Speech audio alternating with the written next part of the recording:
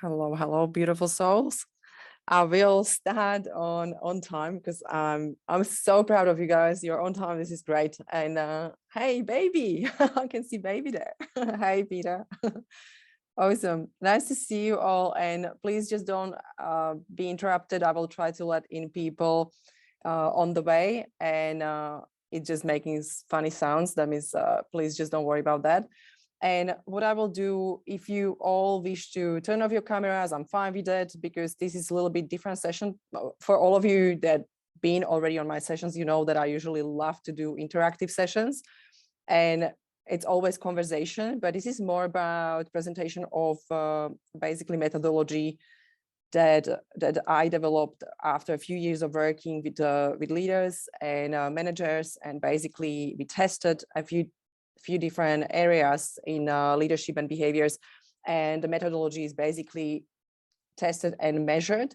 That means I will just explain what it is about, and I'm happy to see chat, your ideas, your insights, and I'm happy to open a little bit of conversation as well at the end. And as you all know, I speak very fast. That means I'm sure we don't need 30 minutes for that. And yeah, really lovely to have you here. And as I said, you can be muted. If you have questions, just let me know at the end. And if you don't need, you don't want camera, that's fine. And all what will be recorded will be only the presentation. That means you are not going to be actually in a recording, because there's a lot of people that couldn't make this time. And I promise that I will send them recording. That means there will be all presentation, not your face. Don't be worried. And I will probably cover this. I hope you can only see the presentation. Can you give me the thumbs up that you see the presentation? Awesome, great. Thank you very much for being here. It's really nice to see some lovely faces, and I really miss you guys. I didn't see you for a long time, some of you.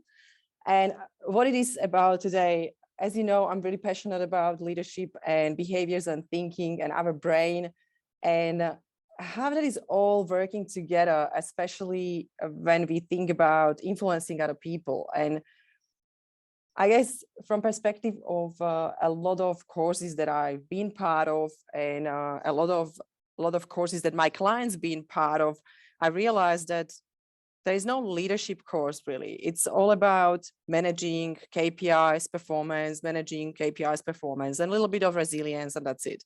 And I found it very critical, because when we are already in a leadership position, or we are growing and we are actually emerging leader, and we are becoming leader, that means there are skills we already have. And I guess that will be the self-management or time management.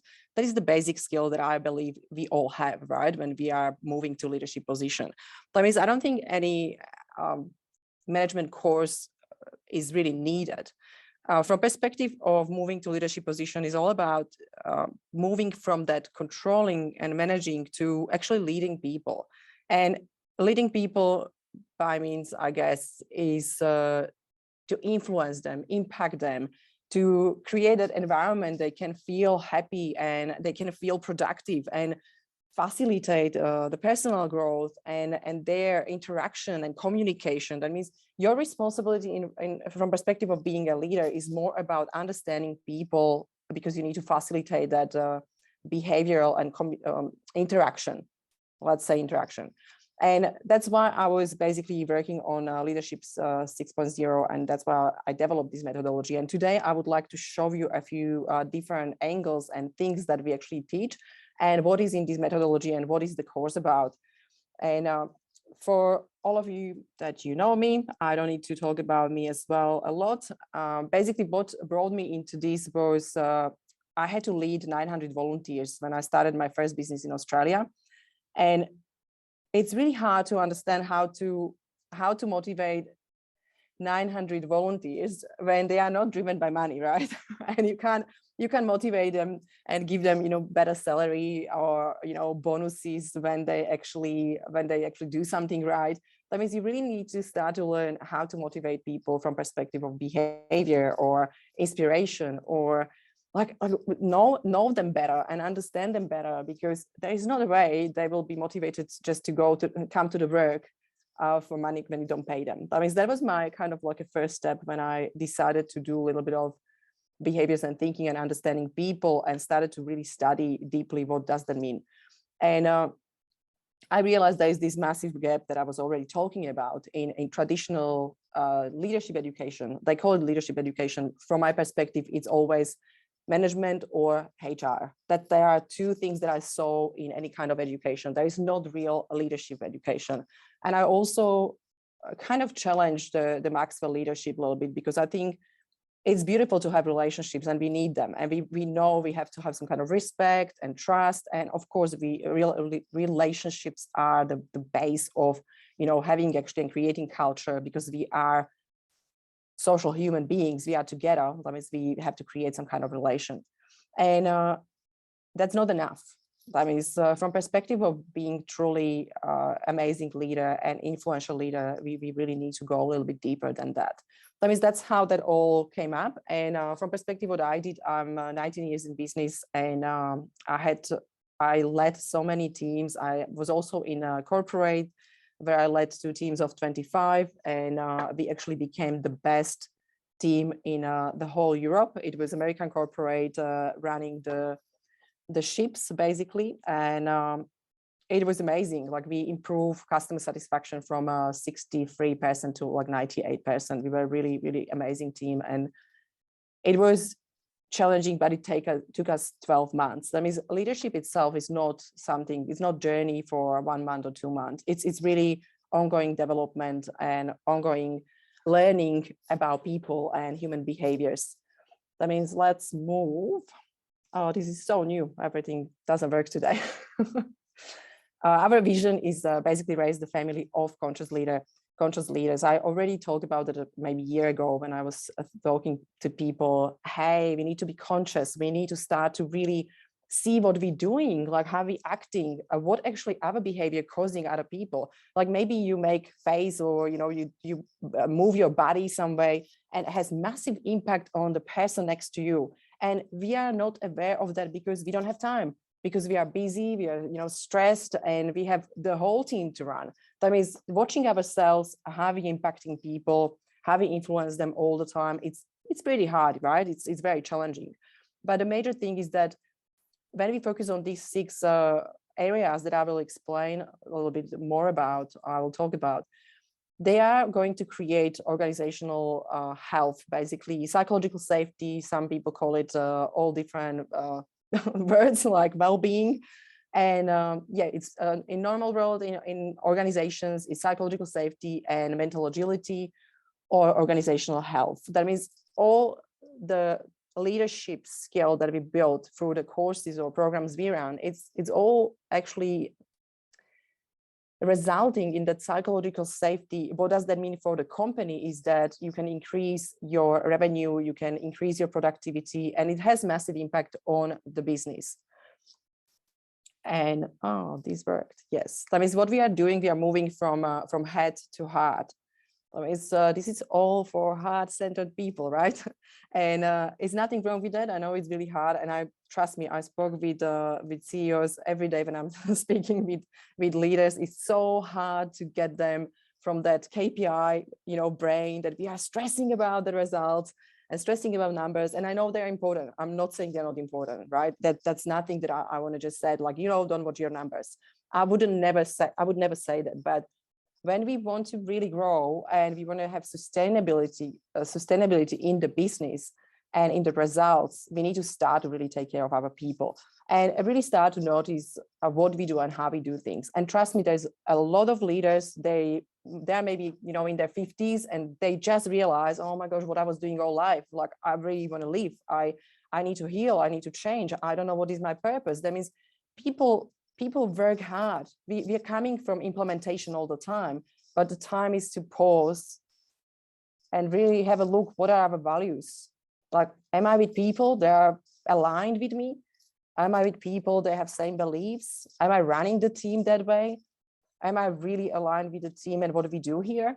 Is that something that is my purpose, or do I want to do something else? And people start to ask these questions really, really late. That means what we want to do, we want to create that organizational health and that culture where people actually talk about these things and set up the team the way, or set up the organization the way that everyone knows what their values are and everybody is aligned.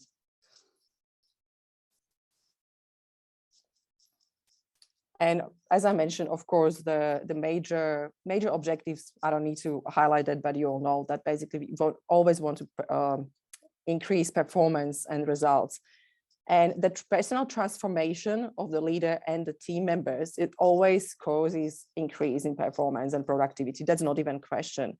And I really am passionate about helping people to move from stress to more happiness. I know happiness is not very, I guess, common words in in corporates or in the work environment. Maybe in smaller businesses, yes, but it becomes more and more focus on well-being and human behaviors and making people to be understood and heard and seen, because that's when we actually feel happy, when we can contribute. It doesn't mean that we need to be always positive and always, jumping around with this super mood. Of course, we have bad days, but it's all about that balance between being understood and know that I can contribute, know that I can actually bring innovation in the company, and know that I can actually say, this is my opinion, I don't think your stuff will work, let's try it, let's test it. And having that freedom of testing new things, because if you don't give space to your team for innovations and coming up with ideas and try them, not just talking about them, that there will be never really innovation or fast growth. That means it's all about that. Like you guys here in the room, you're amazing. And I believe that we will just jump together in the room and brainstorm the ideas. We will come up with so many ideas and so many solutions. But if I will be probably alone trying to find out something and writing, my notes, I will be probably pretty tired after all day. And I will be like, I didn't come up with a lot of stuff and I don't know how to do it. That means it's always good to have people together. And from perspective, of course, results, as I said, is psychological safety, better improving interaction, and I guess that leadership influence and that self-confidence of the leader, because a lot of leaders as well, because they are lonely, they are on top, they're the top, and sometimes they're like, I just don't know if I'm doing the right thing, or I don't know what to do. Yesterday, I spoke with 2 general managers, and they just came from different companies, and they said, you know what, I don't know what to do with this one person. I just don't know how to gain the respect. I don't know how to build the trust. They just, they're gossiping.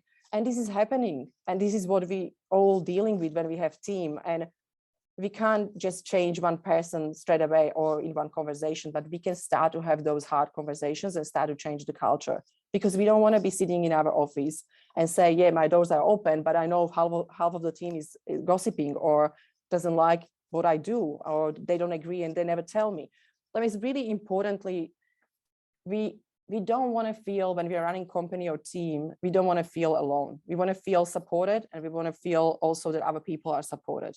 That means it's not one way, it's both ways. It's really collaboration and communication flow and interaction. And those are major skills that people sometimes don't know how actually great interaction looks like. And sometimes you ask leaders, what is your culture? How is your interaction? Oh, it's good, everybody's happy. That's awesome. That's a great answer. After a while, I'm going to the team and I'm observing for 2 hours and looking at the team, and I will tell you they're not happy. That means it is very much what we see doesn't need to be true. There can be things happening, behind our back and we don't know about. That means it's really important to understand human behavior and human needs to be able to connect with people on a deeper level. And this is kind of idea of stuff that we can measure. We can have a look on the companies when we work with them for 12 months or 6 months. You can really focus on improving behaviors, improving communication, quality of communication, communication flow, or you can start to measure customer satisfaction or employee satisfaction or retention. That means there's a lot of stuff you can measure, and also engagement. And I think that's always kind of question for people, or how I am measuring that. We do implement a lot of new measurements, and I will explain a little bit in a second. That means basically from perspective of improving the quality of communication, you can see how much impact that can have on actually revenue or productivity or customer satisfaction. That means that one thing that we focus on just communication and interaction can really change all results around. That means it's kind of holistic approach. It's not just like, oh, let's change communication and nothing else will change. Everything else will change. Trust me. That means it's really important to understand that human behaviors are more important when you're thinking about KPIs, because KPIs are achievable. But what is the question is how we achieve them. Imagine that you have team running like crazy. They work, 12 hours a day, and you really, really just let them do it. They're sick, they're going to the work, and they're still there, and they're working hard, and they achieve KPIs. But what will be the culture after? Or would they even think about staying and start to work towards another vision or goal or another KPI? I think they will be pretty tired, and they will be asking questions like, why I'm doing that? Is that even worth it? Instead, at the beginning, when you set up goal and you have KPIs, really have a look on quality indicators. But really, really start to look at how you want to have this goal achieved. What will be the interaction? What will be the collaboration? What will be the behavior? What will be the attitude? What will be the value? What values we want to have? How we want to achieve that? What are the standards? There's so many questions you can ask before you will start to take that step towards the goals. And for people that have really small businesses as well, I do values and beliefs and standards and all this setup for every course I run, for everything what I'm talking about, for every client's visit, and for my company, even though I have still small business. So I mean, it is really important in any kind of, any size of business. I hope you're writing questions because I'm not going to stop, guys. I'm just going to quickly talk about, because you can see I'll be actually on time. It's 4:16. That means what I will do, I will talk about those 6 areas that we actually focus on in the course, and what we focus on basically with any kind of leadership or executive coaching client we have. And we do this because this has real massive results on everyone's business and also everyone's well-being. That means I will talk about that and I will let you ask questions. Cool. I can see smiles, okay. I think everybody says basically, it's okay, Alex, you just talk fast, quickly, go. Okay, if you want to improve basically revenue and results, I mentioned there are 6 areas that I would like to tell everyone, please take care of them. If not with me, take care of them somehow. Go and speak or read or do whatever you want, but I don't know, listen to YouTube, but really, really start to look at those areas. That means first area, as you see, is yourself. That means not only that we do, of course, diagnostic and profiling and all that stuff, have a look on yourself, write down how you are actually seen. Maybe ask yourself, how actually you presenting yourself. Maybe there is a gap, we sometimes project personality or someone else to other people, but internally we are someone else. We don't tell people about our envy. We don't tell people about our maybe jealousy or stress or anxiety. We don't talk about that. That means really have a look, what is that personality or and feeling that you want to have every day in a work. And if your career or something that you do currently doesn't really bring you those kind of feelings, think about that, because it's not going to have probably long-term, great impact on your health or other things. I'm not going there because that will be really, really long conversation. Anyway, that means the first part, what we talk about is yourself. What we do a lot of digging deep into our thoughts, our thinking patterns, and there are profiles, behavioral profiles, and personality profiles, and we talk about it a lot. And there's a lot of different exercises and questioning that you kind of need to journal and ask yourself and see where you are standing. In a case that people want us to get into actually team environment and see how the leader or some executives actually behave, and how they are perceived from our perspective of our frameworks. Of course, not just personality judgment, but basically we can give pretty clear idea where the person is and what are the strengths and stretches and what we can work on. Emotional fitness, another big massive area, right? Because we don't want to be firing up and being in a stress mode all the time and coming from amygdala hijack and just talk to people crazy and make decisions from that space. That means we are learning in really coordinate our emotional state, understand what is actually our trigger, what is triggering us, what is happening internally, and understanding how we can all manage that feelings and how we can process to be actually really, really high emotionally fit, and how we can actually add value to our employees as well, or our team members, and how we can help them to actually grow to that level as well.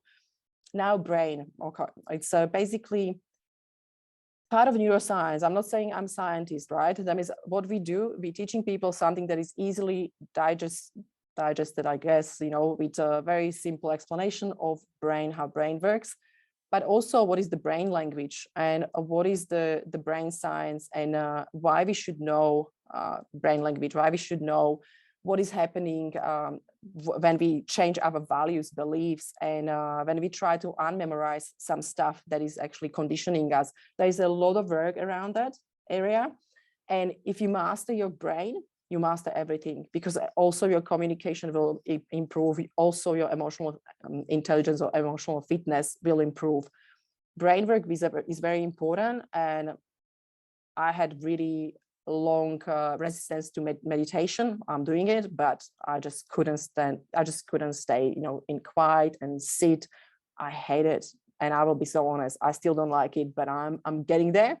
I'm trying to meditate, and it's really hard. But that's the thing. We need to challenge ourselves to try new things, you know, and really access. When you will understand the brain, you'll be so happy to actually meditate, because you can access the power of brain, and the brain that is really important to you and to your growth, and the insights, and moving forward, and the power I'm getting from just that few minutes, 20-30 minutes meditation is unbelievable. It's really, really unbelievable what is happening with business and with my relationships around me, or with people around me. That means that is really important part of the work in the course. And yeah, that means I will go away from that, because I can talk about that a little bit more. And okay, next part, the fourth part, is communication. And as I said, the communication from perspective of communication flow, visibility, how the interaction and communication actually happens, what are the maybe better channels for communication, or how to really help people to be in touch if they need to be in touch with each other. That really smoothing that communication flow, and start to really make the work easier for the team members. And another part, behaviors. Behavioral science is my favorite topic, and I love behaviors. That means really start to learn different models and frameworks around. I can see Greg, I can see you're happy now. Yes, behaviors. And because our drivers, motivators, and behaviors and energies, if we start to understand that, we can easily adjust our language when we talk to other people. We can easily motivate people in our team, and it will just come naturally after a while. And you will realize that you can speak nicely with everyone in the team, but you speak such a different way with each person, and you can actually motivate them the same way. That means it's really interesting how understanding behaviors can help you to not only manage your team, but also speak, you know, to your friends, family, or influence others in any kind of environment. And that's really massive amount of tools that really help you to even grow your business. I'm using behavioral tools in sales. Absolutely great, and I really need to recommend. Anyway, measurements, last one. That means last one is focused on new measurements, and Greg will know about those ones. That means we will show you measurements, how to measure actually culture, how to measure social interaction, how to measure communication, how to measure behaviors, and actually improvement of behaviors connected with the objectives of your business and goals you want to achieve. That means this is really like next level. This is something that almost no one does. I'm visiting companies every day, and no one have ever heard of that. Not a lot of people have any idea they can measure it. And I'm not talking about performance reviews. Please don't do performance reviews, because they can really hurt people. I will actually say that a million times, even though all HR people wouldn't agree with me, but they can hurt people, because not everyone knows and understands how to deliver them and how to talk about actually performance. Anyway, this is not enough. I will just add to this. Basically, these are just the 6 areas we talk about, we learn about, we are using the frameworks, and you get a lot of trainings in those areas. But what is the major probably difference in our programs is that we actually integrate those. We integrate those with you. That means as a leader, you will take the tool, you will learn something, and you will be implementing that into your life or into your team. And we will show you exactly how, because that will be part of the program, basically, to do the work during the program, and not that just you will sit somewhere, you will watch videos, or you will learn something from the presenter like today, you will just listen. This is really boring, right? I just don't like those kind of meetings, but I need to cover a lot of stuff. That means this is basically the major difference, that you will be on board with a lot of CEOs, general managers. They are in the course from different industries, and they actually learn and implement those tools. That means you can actually compare the results and how they test them, and what works for them, what didn't, what works for you and what didn't work, or what can be improved. That means this is really important part where we take this to the next level. And I think that's another gap that I found in a lot of courses, that there is not a lot of active implementation, and there's no feedback, and there's usually leader, after course is send away and do it yourself. And that's pretty scary, especially with new tools. That means all the support is there. And I think, this is kind of just the drawing of the formula and how that works basically. That means working on yourself, emotional intelligence, basic on neuroscience, communication, behaviors and energies, drivers and benchmarks and measurements. This all is all connected. That's why it has also flow, because it starts really logic way, and you will actually be able, as you see, inside of the cycle, it has massive impact on organizational health. That means you will improve mental agility and organizational health with all those tools implemented in your area. Okay, guys, please, this is the time to feel free to unmute yourself, ask questions. Let's talk about it. I will just go. I had some testimonials, but I think we all saw each other already. We don't need to talk about this. This is some work with Peter. Peter is here, I think, today, and from Metis, and there is a finance accounting firm, and we work with people from RSM, from Amazon, and I think Kevin is here as well. I think he's from RSM, just different office. And basically, I will open this to a quick conversation, because I know you guys need to leave on time. As we have the last 4 minutes. If you want to have conversation with me, please just do it anytime. Anytime. This is the QR code that will take you to my calendar. And I will tell you everything, all what I missed today, what I didn't explain. And I'll be happy to give you a little bit more insights. But yeah, I will leave this open to you guys, if you can unmute yourself and ask anything. And thank you very much for listening. Really, really happy to have you here.